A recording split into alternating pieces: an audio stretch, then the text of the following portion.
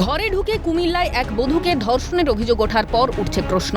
ঢাকা সূত্রে খবর, কর্মসূত্রে স্বামী ভিনদেশে থাকায় দিন 15 আগে নিজের বাড়িতে সন্তানদের নিয়ে বেড়াতে এসেছিলেন ওই বধূ। অভিযোগ, গত বৃহস্পতিবার নিজের বাড়িতে সন্তানদের নিয়ে ঘুমিয়ে থাকার সময় রাত আনুমানিক 11:30 নাগাদ স্থানীয় এক বিএনপি নেতা ফজর আলী নামে এক ব্যক্তি দরজা খুলে ঘরে ঢুকে পড়ে। গলায় ধারালো অস্ত্র ঠেকিয়ে ধর্ষণ করে। কাউকে কিছু জানালে প্রাণী মারার হুমকি দিয়ে চলে যায়। এই অবস্থায় চিৎকার করে আশেপাশের লোক জড়ো করেন নির্যাতিতা। অভিযুক্তকে ধরে বেধড়ক মারধর করা হয়।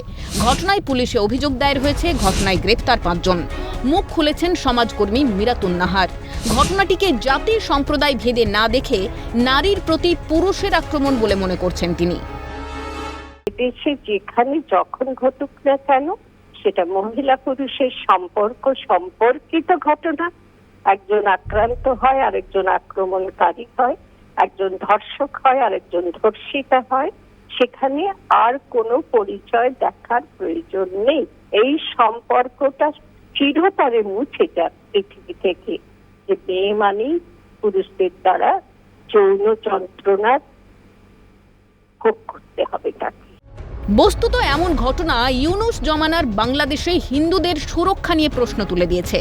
প্রথমে দেশদ্রোহিতার অভিযোগে চিন্ময় প্রভুকে গ্রেফতার, তারপরে জামিন ইস্যুতে আদালত চত্বরে অশান্তির জন্য ধৃত চিন্ময় কৃষ্ণকেই ফের অভিযুক্ত করা, আর এবার কার্যত জোর করে ঘরে ঢুকে হিন্দু রমণীকে ধর্ষণ। বাংলাদেশের প্রশাসন ঠিক কোন জায়গায় দাঁড়িয়ে?